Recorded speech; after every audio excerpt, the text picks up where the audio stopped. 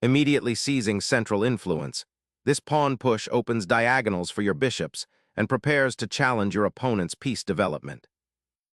Developing the knight to its most natural square, black aims for flexible central influence and prepares to castle quickly. Asserting central control, c4 challenges black's knight and opens diagonals for development. Black solidifies their center and prepares to develop their bishop. Bolstering the pawn center and preparing for kingside development, this is a standard and sensible setup. Unlocking the center, this challenge immediately invites a pawn structure fight. Solidifying the center and developing a knight prepares for pawn chain advancement. Challenging the center's pawn structure directly, this move instantly ignites dynamic play and opens lines for active piece development.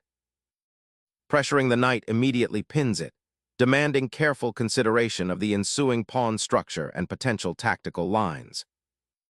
Clearing the central tension, black opens lines and prepares to develop pieces, potentially liberating the bishop.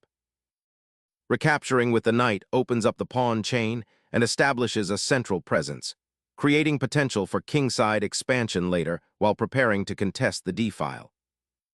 Pushing the e-pawn aggressively initiates a direct confrontation, immediately challenging white's central control and forcing a response that will define the ensuing positional struggle. Reclaiming central influence, this knight repositions to contest black's ambitious pawn thrust, aiming to disrupt the burgeoning pawn chain and exploit the weakened light squares around black's king. By advancing the pawn, black boldly challenges white's central presence, immediately creating a complex pawn structure and opening a path for the queenside pieces to activate, aiming for dynamic counterplay. Challenging the pawn's advance, the knight bravely spears towards the center, creating immediate tension and demanding black's attention, potentially disrupting their central control and opening lines for future attacks. Shifting the bishop to e7 liberates the dark-squared bishop and prepares for castling, while also subtly challenging white's advanced knight and potentially setting up a future kingside pawn push. Sacrificing the bishop here is a bold attempt to disrupt black's pawn structure and open lines, though it does cede the bishop pair, potentially creating long-term positional imbalances and simplifying into an endgame where the doubled pawns could become a weakness. Repositioning the bishop to f6 after its capture is a natural development, immediately defending the knight on e7 and preparing to castle kingside, solidifying black's pawn structure and central control while aiming to launch an attack against white's king. Solidifying the center and preparing for kingside castling, g3 offers long-term structural integrity and a safe haven for the monarch, while implicitly challenging black's central pawn presence and potentially opening diagonals for future piece activity. Developing the knight to c6 solidifies black's central pawn chain and prepares for potential pawn advances like e4, simultaneously creating attacking opportunities on the queenside while reinforcing the knight's influence in the game. Shifting the knight to d2 clears the c3 square for potential pawn advances and allows for flexible development, perhaps aiming towards a kingside initiative or reinforcing central control without committing to an immediate knight exchange that could simplify the position prematurely. A bold attempt to exploit the slightly uncoordinated piece placement on the kingside, aiming to disrupt white's pawn structure and potentially open lines for counterplay against the king. Establishing a strong diagonal for the bishop, this maneuver aims to pressure black's queenside pawns and potentially disrupt their development by targeting the c5 square. Finally, securing the monarch on its side of the board offers a welcome measure of safety, a crucial step given the central skirmish that has unfolded. This maneuver not only shelters the king, but also prepares the rook for potential activation along the now cleared f file, a promising prospect for future operations. A strategic retreat, the king finds sanctuary on the kingside, reinforcing the pawn chain and preparing for future central maneuvers. Safeguarding the king's immediate future on h8 offers a bit of breathing room, potentially shielding it from any immediate pressure on the g-file, though it does slightly diminish the bishop's scope on g7 and invites a passive posture if white can establish control over the dark squares. Unleashing the queen, white signals an intention to increase pressure along the c-file and potentially support a kingside pawn advance. Notice how this new arrangement subtly restricts black's knight possibilities on b8 while simultaneously eyeballing the central squares. Black's advance on the kingside with f5 injects immediate dynamism, aiming to dislodge white's knight from its comfortable d5 outpost and potentially open lines towards the white king, though it does create a potential weakness on e6 that white's bishop on g2 might exploit later. Unbalancing the pawn structure, white boldly initiates an aggressive pawn storm on the kingside, aiming to pry open lines against black's castled monarch and potentially exploit the weakened dark squares. Repositioning the bishop to h6 aims to exploit the open g-file and pressure the newly weakened kingside diagonal, seeking active play after white's aggressive pawn push. Asserting control over the d-file now becomes paramount, aiming to disrupt black's central pawn chain and potentially open lines for attacking the weakened kingside. The pawn structure is now dramatically altered, and black has chosen to open the e-file, creating immediate pressure on white's center and potentially preparing a powerful rook sortie.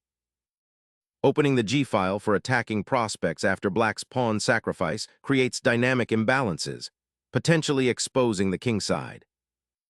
Developing the kingside structure with g6 aims to reinforce the dark squares and create a more robust pawn formation, preparing for potential pawn breaks or simply solidifying your defensive perimeter. A crucial repositioning of the knight from a potentially exposed central square to a more secure and active post on the queenside, aiming to support the queenside pawn structure and potentially exert pressure on black's advanced pawn chain.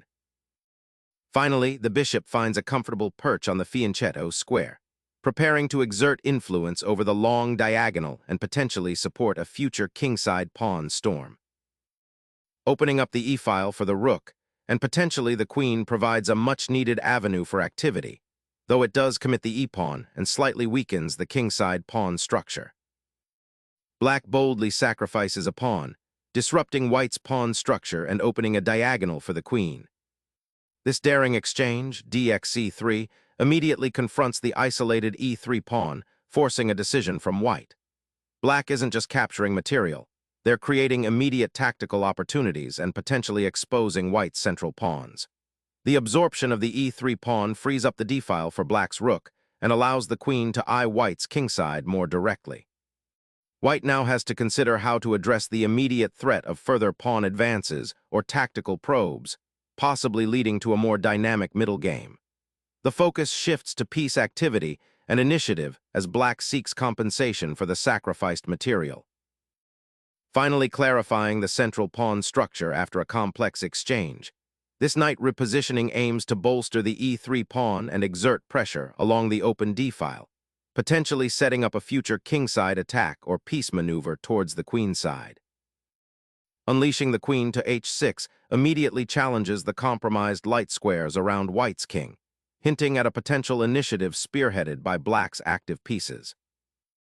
Initiating a rook maneuver to the second rank, aiming to exploit the open f-file that has emerged, presenting opportunities for increased pressure on black's king and potential breakthroughs. Intensifying the pressure along the b-file with the rook signals an intent to disrupt white's queenside stability and potentially exploit any weaknesses that arise, aiming for an active role in the ensuing positional struggle. Pressing the knight into the center, this maneuver seeks to exploit the slightly uncoordinated position of black's pieces, particularly the queen and f-pawn, creating immediate tactical possibilities and a potential stranglehold on the d-file. Suddenly, the queen embarks on a daring solo expedition towards white's kingside, a bold maneuver designed to exploit the perceived weaknesses around the monarch, potentially disrupting white's carefully constructed pawn structure and creating immediate threats. Shifting the queen to d3 repositions the monarch's guardian, eyeing the weak f4 pawn while preparing to challenge black's dominant central presence. A quiet repositioning of the bishop, aiming to reinforce the queenside and potentially prepare for further pawn advances on that flank while maintaining defensive solidity. White pivots the queen, not to escape the discovered attack on the king, but to actively contest the central influence and prepare a potential advance on the kingside, simultaneously reinforcing the knight on d5, which anchors white's central presence and limits black's initiative. A sensible repositioning of the queen, tucking it away from the dangerous central pressure white's advanced pawns and knight are exerting, aiming to regroup and assess the board's unfolding complexities after white's last aggressive pawn thrust. Redirecting the rook to the king's flank opens up avenues for potential pressure along the g file, aiming to exploit black's somewhat exposed kingside and the slightly awkward placement of the knight on c6. A subtle regrouping ensues, repositioning the dark-squared bishop to a safer square, thereby securing the queen's diagonal and preparing for potential pawn advances in the center. Shifting the queen again anticipates a potential pawn storm and reestablishes pressure on the light squares, particularly aiming for a future advance on the kingside. Shifting the rook to the open file signals a clear intention to challenge white's control and potentially exert pressure on the kingside should the center open further. Unlocking the file for potential pressure seems to be the idea, bringing the knight to a more active square that eyes the queenside and potentially supports a kingside advance later. A bold redeployment, orchestrating a potential queenside offensive by repositioning the monarch's defender away from the central fray, aiming to disrupt white's centralized knight and potentially exploit the now weakened b2 pawn. Disrupting the queen's access to the d-file, this knight's sacrifice aims to open lines for white's rooks, potentially creating an irresistible assault on the weakened black king. Reclaiming the d-file is paramount, as white's rook now dominates the open column and threatens to penetrate black's weakened defenses. A bold repositioning of the knight, abandoning the central outposts and aiming to create a tactical skirmish on the kingside, potentially opening lines towards black's castled monarch. Unleashing the queen to raid the queenside initiates a dangerous pawn grab, but overlooks the immediate structural threats developing on the kingside, potentially leaving the monarch exposed to concentrated enemy fire. Suddenly, white rips open the king's defense with a sacrifice, aiming to dismantle the protective structure that black meticulously built. By eliminating the rook, white seeks to disrupt black's coordination and create immediate threats against the exposed monarch. This bold exchange signals a shift towards aggressive play, gambling on the ensuing complications to yield a decisive advantage. Reclaiming the rook from its perilous advanced position is a prudent reaction, prioritizing material security over aggressive but potentially exposed placement. Unlocking the h-file pressure by chasing off the defending knight. A strategic sidestep, this pawn advance subtly addresses the potential for a knight infiltration down the g-file, while simultaneously preparing to support a future pawn push or to create breathing room for the king. Reclaiming the queenside territory with a bold pawn push, aiming to disrupt black's rooks and create escape squares for the white queen. Fleeing the threatened b-pawn, black maneuvers the queen to a slightly less exposed square, but the piece now occupies a passive position, lacking active influence and remaining vulnerable to potential attacks along the now open file should white manage to advance further. The pawn advance bravely ventures into enemy territory, aiming to seize control of the queenside expanse and potentially isolate black's rooks, creating new avenues of attack. The knight's daring sortie to the queenside challenges white's positional grip, aiming to disrupt the pawn structure and create tactical opportunities. This maneuver injects a much-needed dose of dynamism, forcing white to reassess their control of the queenside and potentially opening new avenues for black's pieces. Unleashing the knight to e7 seizes the initiative by targeting black's weakened pawn structure and creating an immediate threat on the d5 square, while simultaneously preparing to infiltrate black's kingside fortifications. The bishop retreats, seeking refuge on a more active diagonal, but this repositioning doesn't address the fundamental problem of white's knight dominance on the queenside. The piece now occupies a seemingly safe square, yet it remains a target and feels somewhat passive, lacking immediate counterplay against the looming queenside pressure white is building. Unleashing the rook onto the now vulnerable back rank shatters any lingering defensive structure black hoped to build, preparing to exploit the exposed king. The black king, now conspicuously exposed by the advancing pawns, seeks refuge behind the rook. But this maneuver offers only superficial safety, as white's pieces are poised to exploit the weakened kingside. A bold simplification, unclogging the center and aiming to exploit the now weakened queenside pawns, and potentially create a dangerous, passed pawn on the c-file while also neutralizing black's active rook. The game decisively shifts as the exchange on d1 clears the path for the white rook to activate on the kingside, promising a fierce attack against black's exposed monarch.